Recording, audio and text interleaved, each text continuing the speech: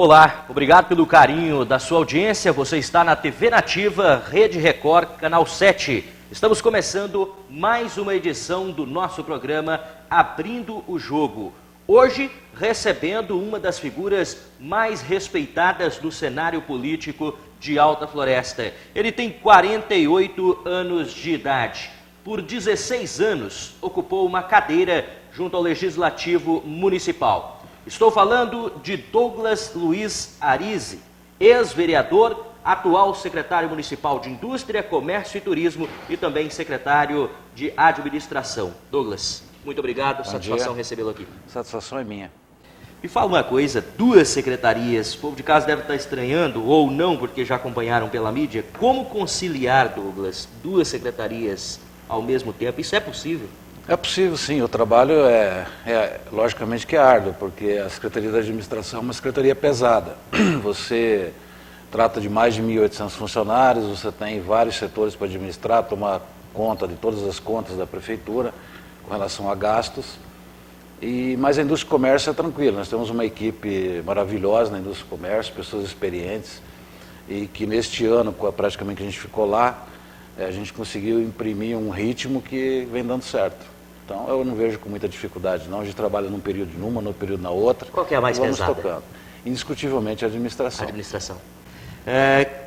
Queda de votos. Você apresentou uma queda significativa de votos aí. Se a gente pegar no ano de 2004, por exemplo, eu tenho os dados aqui que a gente acabou coletando na rede, 648 votos para pouco mais de 100 votos agora na última eleição, Douglas. A que você atribui? Isso é sinônimo de rejeição, na sua opinião? Eu não vejo dessa forma, porque o vereador é o espelho da população, que a população quer sua representatividade dentro da Câmara Municipal. E o meio político, a gente tem um ditado que diz assim, que quem não é visto é lembrado. Quando eu me afastei na última eleição, quando eu fui vereador no primeiro mandato da ex-prefeita Maria Isaura, eu fiquei completamente afastado do meio político. Eu fui cuidar das minhas obrigações, das minhas coisas e realmente me isolei por completo, até porque a gente precisa desse descanso para reciclar, para ver, fazer uma avaliação fria do que a população realmente precisa, porque às vezes quando você está no meio, você não consegue enxergar um monte de coisa. E quando você sai, você começa a perceber que as ações que a gente teve, algumas foram erradas, a gente tinha que mudar a postura com relação a essas coisas. E resolvi sair candidato de última hora, até por um pedido do doutor Aziel, mesmo contra a minha vontade, não era do meu interesse ser candidato naquela oportunidade, mas para ajudar o grupo, então, saí candidato. Você pretende sair candidato novamente? Não, não tenho. Eu acho que a contribuição que eu tive com a Alta Floresta, os 16 anos de vereador, foi já significativa até, foi bastante. Então eu acredito que não faz mais minha praia, eu acho que o Poder Legislativo não faz mais parte dos meus pensamentos. Depois de 16 anos, isso acontece muito no cenário político. Douglas Arise morreu para a política? Eu acho que ninguém morre, né? Você pode ser resgatado a qualquer momento, mas eu acho que é uma questão mais de vontade da pessoa realmente querer. Eu não me vejo mais como candidato, não é isso que eu quero para mim. Eu acho que todo mundo tem o seu período de contribuição e eu contribuí com a minha cidade.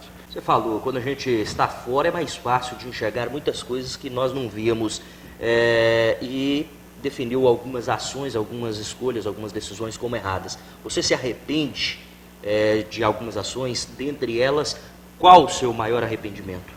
Na verdade, eu nunca me arrependi de nada. Eu tenho, tudo que eu faço com muita consciência. Eu sempre avalio muito antes de fazer qualquer coisa. Mas a gente tem o foco da gente é diferente. Eu, quando estava no Legislativo, no último mandato principalmente, o meu foco sempre foi muito a legislação. Eu me dedicava muito a isso, estudava muito. Os controles da Prefeitura com relação aos balancetes, essa era a minha preocupação. E bem, na verdade, como se diz, a gente esquecia de fazer a política propriamente dita. Na maioria das vezes, falta o contrário. Os parlamentares, legisladores, eles costumam fazer muito essa política em volta da população, mas se esquece de legislar, propriamente, que foi a sua área de atuação e por isso o reconhecimento à sua pessoa. Você acha que hoje, no país, é difícil exercer o papel de vereador mesmo, na sua integridade? Eu acho que é um erro de avaliação, por parte da própria população mesmo, porque Qual é a função do vereador? Basicamente, são legislar e fiscalizar. Esse é o trabalho do vereador. O vereador não é um assistente social. Mas se ele fizer isso? Se ele fizer isso, ele não tem valor. Infelizmente, as pessoas não conseguem enxergar ainda qual é o verdadeiro papel do legislador. Você foi assim ao longo dos seus 16 anos? Eu acho que não. Eu acho que eu fui assim nos últimos 8 anos. Nos 8 primeiros anos, eu tinha um contato maior com a população. Mas quando você se dedica única e exclusivamente para legislar e fiscalizar, você tem que estudar muito. Não é simplesmente ir para a sessão e discutir aquelas matérias que estão em votação. Tudo que é discutido tem que ser amplamente estudado primeiro. E eu me dediquei muito a essa área de estudar a legislação, de ver se aquilo que estava sendo feito era da forma correta. Passei muitos anos fazendo isso, tanto a legislação federal, estadual, a própria municipal, a qual participei na elaboração das leis. Então, esse papel muitas vezes não é reconhecido. E aí eu acho que está aí o resultado da diminuição de votos que aconteceu nessa última eleição. Será que é por isso que as pessoas costumam dizer, olha, hoje a gente procura o Douglas para conversar e ele ainda procura a Constituição? Tem essa mania mesmo? Eu tenho o hábito. Eu acho que todo brasileiro, o mínimo que ele tem que ter conhecimento é da legislação do nosso país, que é a Carta Magna, que é a Constituição Federal. Ali te dá todos os direitos e deveres também. Porque existe uma interpretação também muito errada de que o cidadão só tem direitos. Não, ele tem muitos direitos e tem muitos deveres. Eu acho que é uma balança que você pesa para os dois lados. Em 2007, uma mudança no regimento da Câmara favoreceu o então vereador Dida Pires, reeleito naquela oportunidade, na eleição da mesa diretora no ano seguinte, concedendo, em caso de empate, o direito à presidência ao vereador com mais mandatos. Houve acordo dos bastidores para a formulação desta lei, dessa mudança no regimento interno, porque nós estamos falando do mês de novembro, ou seja, foi antes da gestão de vocês deixar a Câmara para outra gestão assumir. Houve algum acordo político ali no mês de novembro, nas vésperas, para privilegiar o vereador Dida Pires? Nunca. Houve uma interpretação muito errada disso tudo, porque na época, eu me recordo bem dessa situação, porque eu fui um dos autores dessa lei. E o pessoal me cobrou muito se a gente estava fazendo qualquer coisa para beneficiar o vereador Dida. Bem, na verdade, nunca foi isso. Foi sempre respeitando a própria legislação. Vocês sabiam que ia acontecer aquela situação do empate de Charles e Dida? Não, nunca se imaginou isso, não. A gente, bem, na verdade, quis seguir a legislação. O que a legislação fala com relação a isso? É uma questão de interpretar. A legislação diz assim, que em caso de empate, o mais experiente, que no caso seria o vencedor. O que você entende por o mais experiente? Mais experiente na vida ou mais experiente dentro do Poder Legislativo, já que ele faz parte do Poder Legislativo? O que a gente fez foi só esclarecer isso, que, bem, na verdade, o mais experiente nessa situação era o vereador que tinha maior número de mandatos, até porque ele já tem o pleno conhecimento do Poder Legislativo, ele já sabia como que funcionava, então tinha que ser o vereador mais experiente nessa situação de mandato, que deveria ser o presidente. Vamos dar continuidade aqui, só que você chegou a comentar agora há pouco, e para isso a gente precisa assistir uma declaração da prefeita Maria Isaura nessa mesma cadeira onde hoje você senta. Ela também esteve por aqui e teceu algum comentário a seu respeito, Douglas. Vamos ver. A prefeita Maria Isaura chegou a declarar certa vez de que sentia saudade da oposição do ex-vereador Douglas Arise. Por que essa declaração naquele momento? É verdade, o Douglas foi um vereador que fez, uma forte oposição no meu primeiro mandato, mas que era uma oposição inteligente, era uma oposição sábia. Ele sabia o que ele estava falando e muitas vezes a oposição do Douglas me ajudou. Muitas vezes eu percebi que alguma coisa realmente nós poderíamos fazer diferente. Então eu acho que é essa oposição que tem que existir em qualquer administração. Não essa oposição que fala as coisas apenas para atingir diretamente a pessoa. Estão aí as palavras da ex-prefeita Maria Isaura. Você falou agora há pouco elogio, é assim que você encara, Douglas? Eu vejo como elogio, sim. Eu até agradeço a ex-prefeita Maria Isaura pela consideração que ela teve comigo. Eu acho que eu contribuí, sim, de fato, com o mandato dela, justamente por esse fato de buscar esse conhecimento da legislação, de tentar ajudar o município. Eu acho que o vereador tem essa obrigação de ajudar o município. Todos os prefeitos cometem erros, todos os prefeitos têm falhas, como nós todos cidadãos temos falhas. Eu acho que a gente tem mais a obrigação de, até mesmo antes de brigar, de discutir, de você sentar e tentar mostrar, olha, está errado aqui, vamos corrigir. Se a pessoa mostrar a boa vontade de querer corrigir, pronto, você corrige. Eu tenho certeza que não é intencional, ninguém faz nada de errado intencionalmente, talvez por desconhecimento, ou talvez por má orientação. E eu acho que eu contribuí sim com a prefeita Maria Isaura, ela me escutava, eu cobrava realmente dela aquilo que eu entendia, que a legislação mostrava para mim que estava errado. E eu queria mostrar para ela, e várias vezes foi sentado com ela e mostrado para ela que aquilo que estava sendo feito para o município estava errado. E ela corrigia.